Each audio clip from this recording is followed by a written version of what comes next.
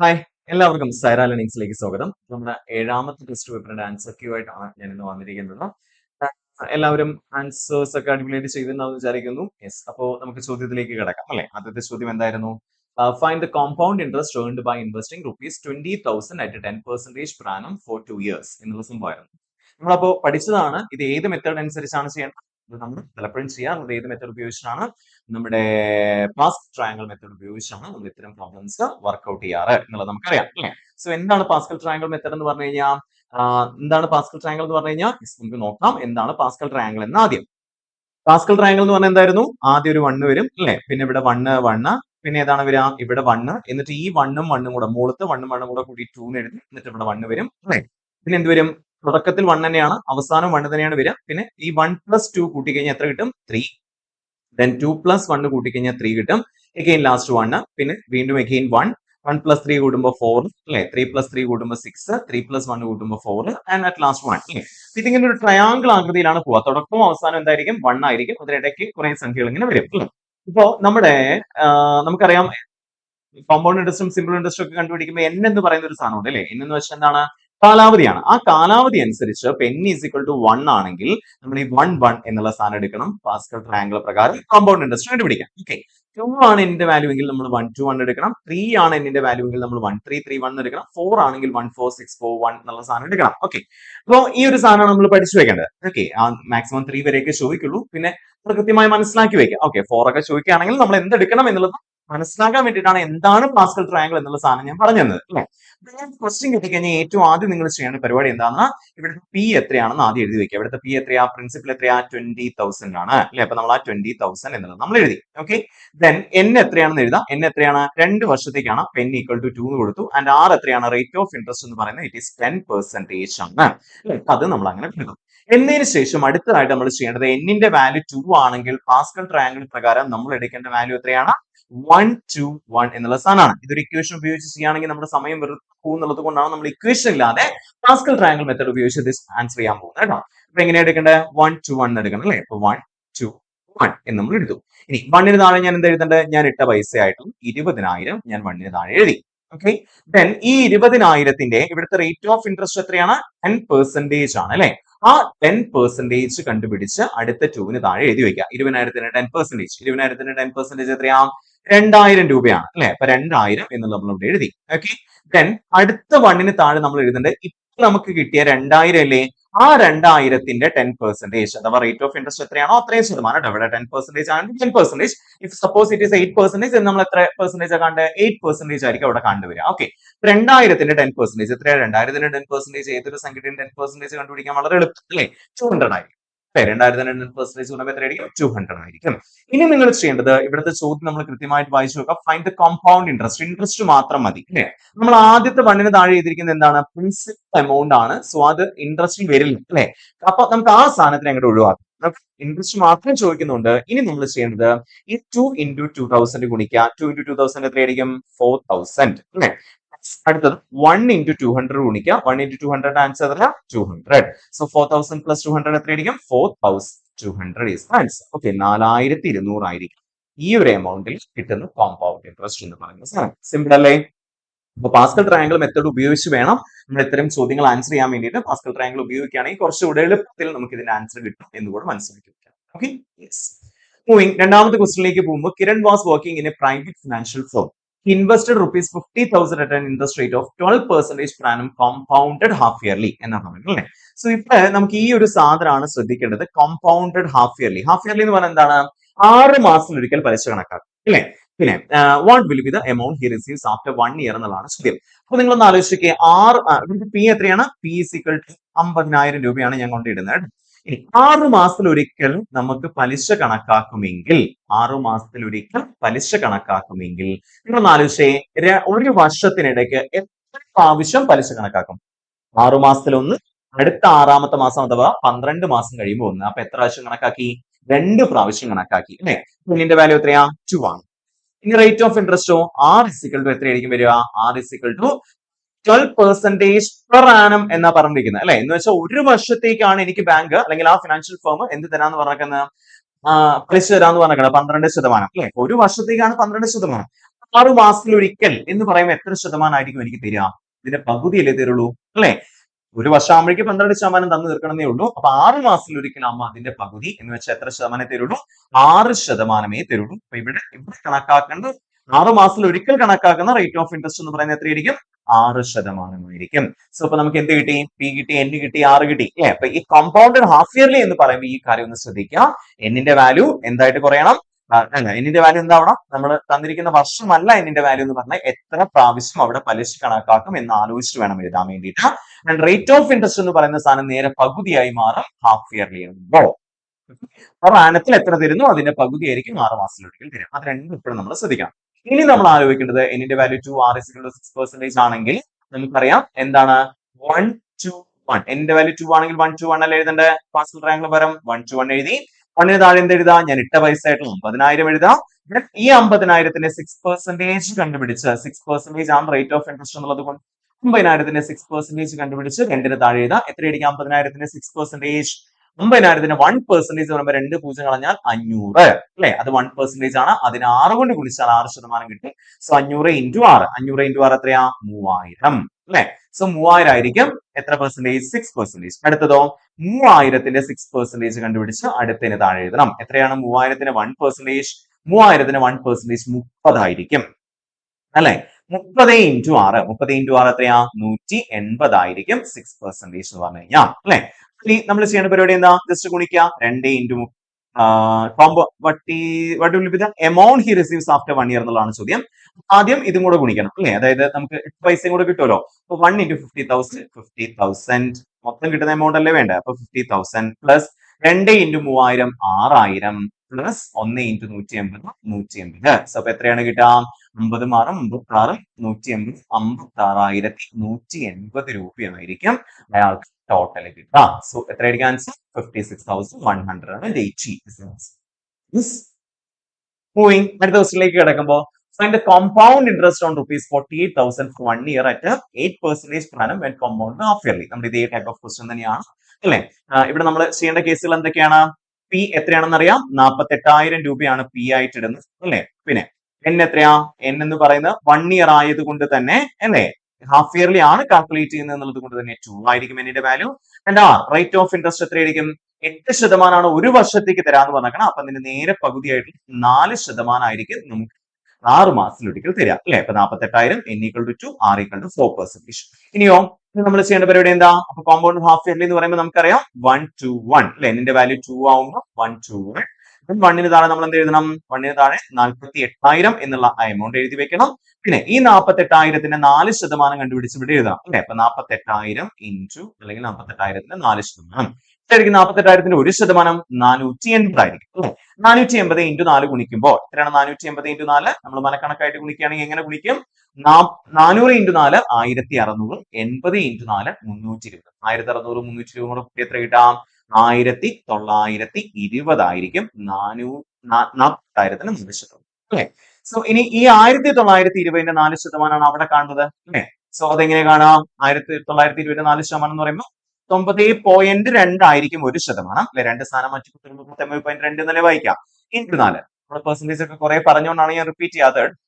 90.2 into 4 എന്ന് പറയുമ്പോൾ 90 into 4 76 വരും. 0.2 into 4 0.8 വരും. സോ 76.8 ആയിരിക്കും ഇവിടെ വരിക, അല്ലെ?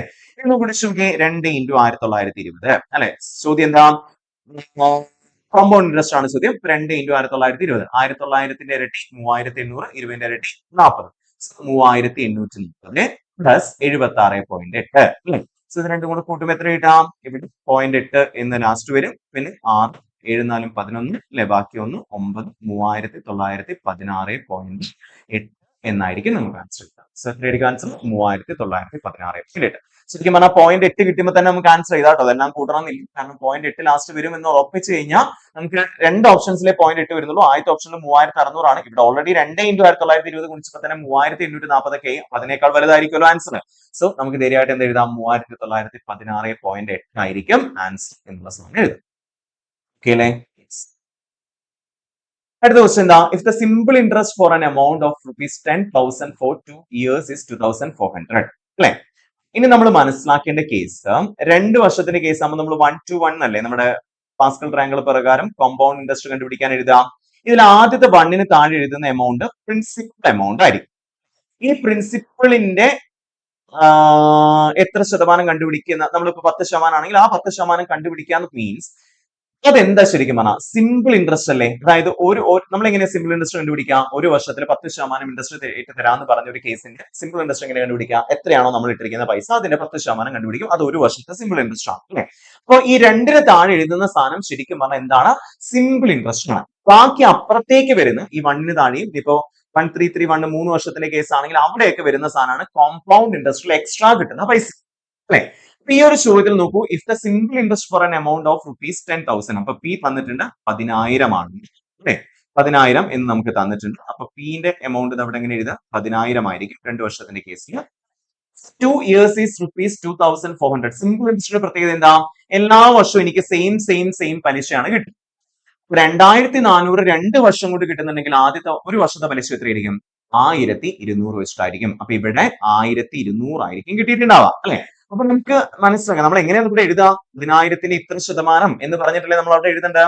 അപ്പൊ നമുക്ക് ഇവിടുന്ന് N2 ആണെന്ന് അറിയാം, 6 ആണ് നമുക്ക് അറിയാം അല്ലെ? അപ്പൊ 6 എത്രയാണെന്നുള്ളത് ആലോചിച്ച് നോക്കിയേ. 10,000ന്റെ എത്ര ശതമാനമാണ് 1,200? ആ 10,000ന് ഇത്ര ശതമാനം എന്ന് പറഞ്ഞ് കണ്ടുപിടിക്കുമ്പോഴല്ലേ നമുക്ക് ഇവിടുത്തെ സിമ്പിൾ ഇൻട്രസ്റ്റ് കിട്ടാം, അല്ലെങ്കിൽ 1,200 എന്നുള്ള സാധനം കിട്ടാം. 10,000ന് എത്ര ശതമാനമായിരിക്കും 1,200? 10,000ന്റെ 10% 1000 ആണ് അല്ലെ? അപ്പൊ 1,200 വരണമെങ്കിൽ ഒരു 200 കൂടെ വരണം. 1% 100 ആണ്. അപ്പൊ 2% ആയിരിക്കും 200 അല്ലെ? അപ്പൊ എത്രയായിരിക്കും? 10% പ്ലസ് 2% 12% ആയിരിക്കും 1,200 എന്ന് പറയുന്ന സാധനം. 10,000ന്റെ 12% 1,200.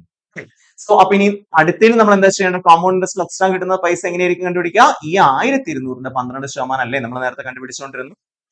സിമ്പിൾ ആയിട്ട് ഇത്രയേ ഉള്ളൂ. 10,000 എന്നുള്ളത് നമുക്കറിയാം. ആ 10,000 നമ്മൾ അവിടെ എഴുതി വെച്ചു. 1,200 ആണ് ഒരു വർഷത്തെ സിമ്പിൾ ഇൻട്രസ്റ്റ് എന്നുള്ളത് നമുക്ക് കിട്ടുന്നുണ്ട്. കാരണം 2 വർഷത്തെ സിമ്പിൾ ഇൻട്രസ്റ്റ് 2,400 ആണെങ്കിൽ വർഷം അതിന്റെ പകുതിയായിട്ട് 1,200 ആയിരിക്കും കിട്ടുക. സോ 1,200 നമ്മൾ അവിടെ എഴുതി. എന്നിട്ട് നമ്മൾ ആലോചിച്ച് ഇത്രയേ ഉള്ളൂ. 10,000ത്തിന് എത്ര ശതമാനമാണ് 1,200? 10,000ത്തിന് എത്ര ശതമാനമാണ് 1,200? 12% നമുക്ക് കിട്ടി. സോ 12%. ഇങ്ങനെ ആലോചിച്ചാലും മതി കേട്ടോ. 100 ആണ് 1% അല്ലെ? 1% എന്ന് പറഞ്ഞാൽ 100 ആണ്. സോ നമുക്കറിയാം 100 ഇൻറ്റു എത്ര ഗുണിച്ചാൽ 1,200 കിട്ടാം? 12 ഗുണിച്ചാലേ 1 ഇൻറ്റു 12 12% ആയിരിക്കും റേറ്റ് ഓഫ് ഇൻട്രസ്റ്റ്. ഇനി നമുക്കറിയാം കോമ്പൗണ്ട് ഇൻട്രസ്റ്റിൽ എക്സ്ട്രാ കിട്ടുന്ന പൈസ എന്ന് പറയുന്നത് ഈ 1ന് താഴെ വരുന്ന കേസാണ്. ഇത് എങ്ങനെയാ നമ്മൾ കണ്ടുപിടിക്കാം? ഈ ഇവിടെ കിട്ടിയ എമൗണ്ട് എത്രയാണോ അതിന്റെ 12% കണ്ടിട്ടാണ് കണ്ടുപിടിക്കുക അല്ലെ? അപ്പൊ 1,200ന്റെ 12% എത്രയായിരിക്കും? 1,200 1% 12. 2 ഇൻറ്റു 12 എത്രയാ? 144 അല്ലെ? അപ്പൊ അങ്ങനെയാണെങ്കിൽ എക്സ്ട്രാ കിട്ടുന്ന കോമ്പൗണ്ട് ഇൻട്രസ്റ്റ് എക്സ്ട്രാ കിട്ടുന്ന പൈസ എത്രയാ? 144. ചോദ്യം എന്താ? കോമ്പൗണ്ട് ഇൻട്രസ്റ്റ് ഫോർ 2 years ആണ് ചോദ്യം. അപ്പൊ നമ്മൾ എങ്ങനെ കണ്ടുപിടിക്കാം? നമ്മൾ പ്രിൻസിപ്പൽ ഒഴിവാക്കിയിട്ട് 2 ഇൻറ്റു 1,200 2,400 പ്ലസ് 144 അല്ലെ? രണ്ടും കൂടെ കൂട്ടുമ്പോൾ എത്ര കിട്ടുക? 2,544 ആയിരിക്കും ഇവിടെ കിട്ടുന്നത് എന്ത് കോമ്പൗണ്ട് ഇൻട്രസ്റ്റ് എന്ന് പറയുന്ന സാധനം. സിമ്പിൾ അല്ലേ? അടുത്ത ക്വസ്റ്റ്യൻ എന്താ? An amount deposited for 2 years at simple interest rate of 10.5% will yield same interest in 2 years if deposited for compound interest for 2 years.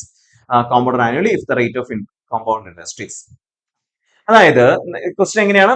10.5% rate of ഇൻട്രസ്റ്റിൽ നമ്മൾ നിക്ഷേപിക്കുന്ന ഒരു സിമ്പിൾ ഇൻട്രസ്റ്റിൽ നിക്ഷേപിക്കുന്ന ഒരു സാധനത്തിൽ അല്ലെ ഒരു എമൗണ്ടിൽ 2 വർഷം കൊണ്ട് കിട്ടുന്ന സിമ്പിൾ ഇൻട്രസ്റ്റിന് ഈക്വലന്റ് ആയിട്ടുള്ള കോമ്പൗണ്ട് ഇൻട്രസ്റ്റ് കിട്ടണമെങ്കിൽ നമ്മൾ ഏത് റേറ്റ് ഓഫ് ഇൻട്രസ്റ്റിലാണ് നിക്ഷേപിക്കേണ്ടത് എന്നുള്ളതാണ് ചോദ്യം. ഒരേ എമൗണ്ട് എമൗണ്ടിന് വ്യത്യാസമില്ല. ഇപ്പൊ സപ്പോസ് നമ്മളിപ്പോ ഒരു എക്സാമ്പിൾ ആയിട്ട് എടുക്കുകയാണ്. എക്സാമ്പിൾ ആയിട്ട് നമ്മൾ ഒരു കേസ് എടുക്കുകയാണ്. P is 10,000. ഓക്കെ, പ്രിൻസിപ്പൽ എന്ന് പറയുന്ന സാധനം, ഞാൻ ഇടുന്ന പൈസ എന്ന് പറയുന്ന സാധനം 10,000 ആണെന്ന് വിചാരിക്കാം. ഓക്കെ, അപ്പൊ അങ്ങനെയാണെങ്കിൽ ഇവിടുത്തെ റേറ്റ് ഓഫ് ഇൻട്രസ്റ്റ് നമുക്ക് ആദ്യത്തെ കേസിൽ അറിയാം. ഏതില്? ഇവിടെ സിമ്പിൾ ഇൻട്രസ്റ്റ് അറിയാം 10.5% ആണ്. അപ്പൊ 10,000ന്റെ 10.5% ഒന്ന് ആലോചിച്ച് നോക്കി. 10,000 100 ഓക്കെ, അങ്ങനെയാണ് നമുക്ക് 100 എടുക്കാം. 100ന്റെ 10.5% എത്രയാണ്? 100ന്റെ 10.5% പറയുമ്പോൾ 10.5 ആണ് അല്ലെ? 10.5 എന്ന് പറയുമ്പോൾ നമുക്കറിയാം അത് 10% ആണ്. 2 വർഷത്തേക്ക് എന്ന് പറയുമ്പോൾ എത്രയാണ്? സോറി, 100ന്റെ 10.5% 10.5 തന്നെയാണ്. ഏത് 100ന്റെ എത്ര പെർസെന്റേജ് കാണാൻ പറഞ്ഞാലും ആ സംഖ്യ തന്നെയായിരിക്കും വരിക. പെർസെന്റേജ് എത്രയാണോ അത് തന്നെയായിരിക്കും വരിക. അപ്പൊ 100ന്റെ 10.5% വരുമ്പോൾ 10.5 തന്നെ. സോ അപ്പോൾ 2 വർഷത്തേക്കാകുമ്പോൾ എത്രയായിരിക്കും? അത് ഒരു വർഷത്തേക്കുള്ള പലിശ സിമ്പിൾ ഇൻട്രസ്റ്റ് ആണ്. അപ്പൊ 2 വർഷത്തേക്കാകുമ്പോൾ 10.5 പ്ലസ് 10.5 എത്ര കിട്ടുക? 21 ആയിരിക്കും കിട്ടുക. അപ്പൊ ഇവരുടെ ചോദ്യം ഞാൻ ഏത് റേറ്റ് ഓഫ് ഇൻട്രസ്റ്റിൽ നിക്ഷേപിച്ചാലാണ് എനിക്ക് 21 റുപ്പീസ് കിട്ടുക എന്നുള്ളതാണ്. ഇവിടെ കുറച്ചുകൂടി കണ്ടുപിടിക്കാൻ എളുപ്പം 10% അല്ലെ, ഓപ്ഷൻ നോക്കി കണ്ടുപിടിക്കാം. സോ 10% നമുക്ക് കുറച്ചുകൂടി എളുപ്പമല്ലേ.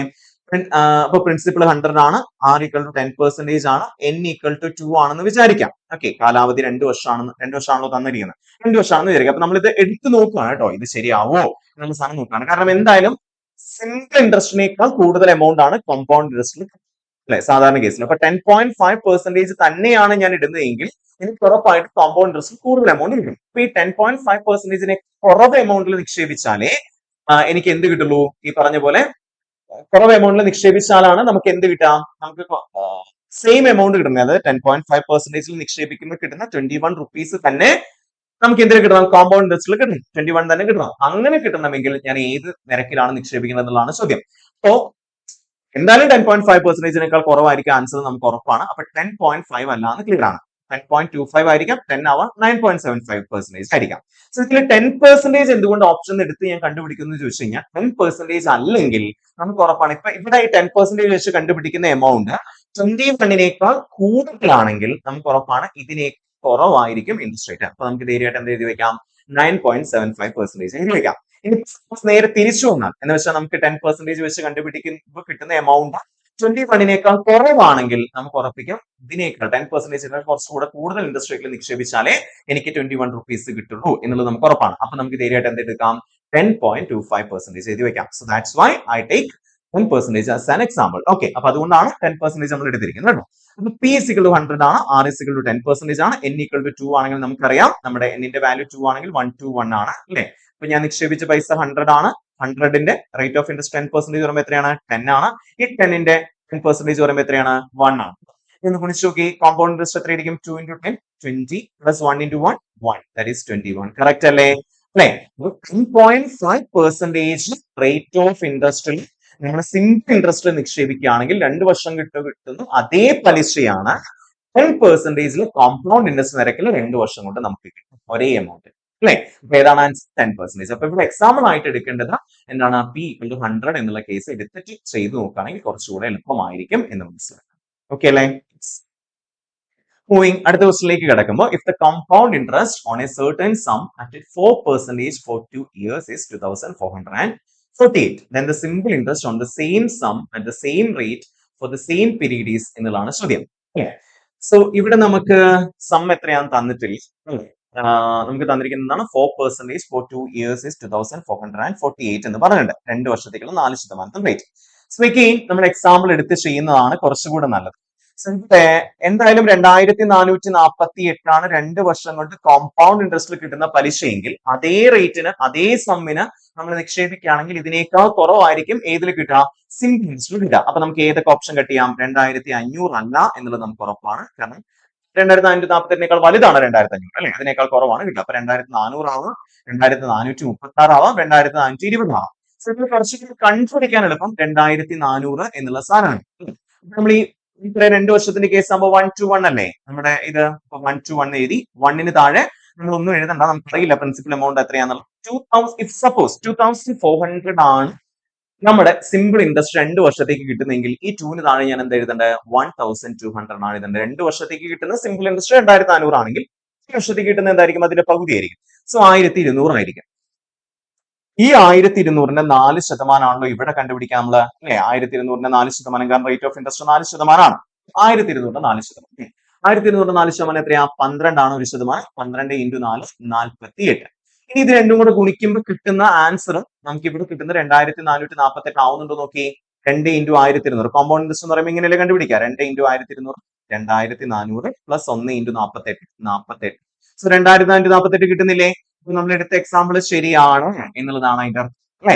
എന്ന് വെച്ചാൽ 2400 ആയിരിക്കും 2 വർഷം കൊണ്ട് ഇതേ റേറ്റ് ഓഫ് ഇൻട്രസ്റ്റിൽ ഇതേ സിമ്മിന് കിട്ടുന്ന എന്ത്, സിംപിൾ ഇൻട്രസ്റ്റ് എന്ന് പറയുന്ന സിം. അപ്പൊ ഓപ്ഷൻ കണ്ടുപിടിക്കലാണ് കുറച്ചുകൂടെ നല്ലത് ഇങ്ങനത്തെ ക്വസ്റ്റ്യൻസ്.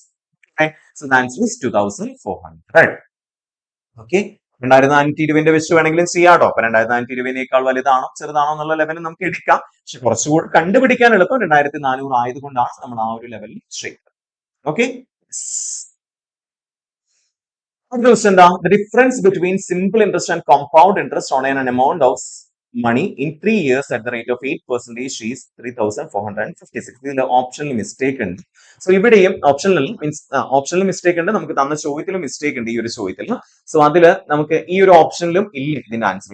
ഇത് നമ്മൾ ചെയ്യേണ്ട ഓപ്ഷൻ കണ്ടുപിടിക്കുക എന്നുള്ളത് തന്നെയാണ്. അതായത് നമുക്ക് ഇവിടെ എന്തൊക്കെ തന്നിട്ടുണ്ട്, റേറ്റ് ഓഫ് ഇൻട്രസ്റ്റ് തന്നിട്ടുണ്ട്, 3 വർഷത്തേക്കാണ് തന്നിട്ടുണ്ട്. അപ്പൊ നമ്മൾ 1331 എടുത്തിട്ട് ഇതിലെ നടുക്ക് വരുന്ന ഏതെങ്കിലും ഒരു വാല്യൂവിന്റെ എന്ത് കണ്ടുപിടിക്കാം, ഈ ഒരു ലെവലിൽ കോമ്പൗണ്ട് ഇൻട്രസ്റ്റ് ഒന്ന് കണ്ടുപിടിച്ചു.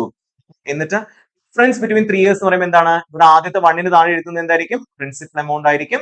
ഈ 3ക്ക് താഴെ എഴുതുന്ന ഓരോ വർഷവും കിട്ടുന്ന സിമ്പിൾ ഇൻട്രസ്റ്റ് ആയിരിക്കും.